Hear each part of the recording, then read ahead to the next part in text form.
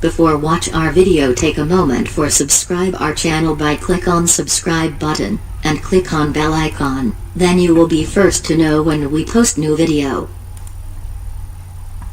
Donald Trump has vowed to take care of it after North Korea claimed to have successfully tested a new intercontinental ballistic missile that it said was capable of striking any target in the United States.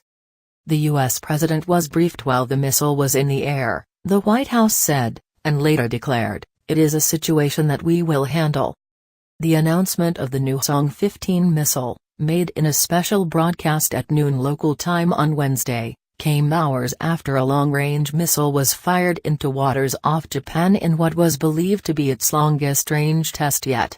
Kim Jong-un's rogue regime launched the missile, its first for more than 2 months, in the middle of the night, and it flew for around 590 miles, reaching an altitude of 2,781 miles, more than 10 times the height of the International Space Station, and splashing down 53 minutes later in the Sea of Japan. The missile ended up within Japan's exclusive economic zone, which extends 200 nautical miles from its coast. The dictator later declared that his country had achieved full nuclear statehood. North Korea had carried out 2 tests of an intercontinental ballistic missile in July, both of which were Jong-14 missiles. The revelation of the new missile came as a surprise to experts. The ICBM Jong-15 type weaponry system is an intercontinental ballistic rocket tipped with super-large heavy warhead which is capable of striking the whole mainland of the U.S., KCNA said. It said the development of the weapon would defend the North against the U.S. imperialists' nuclear blackmail policy and nuclear threat.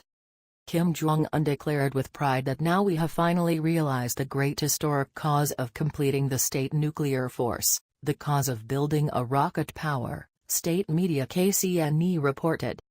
In response to the test, Donald Trump, the U.S. president, said, "It is a situation that we will handle.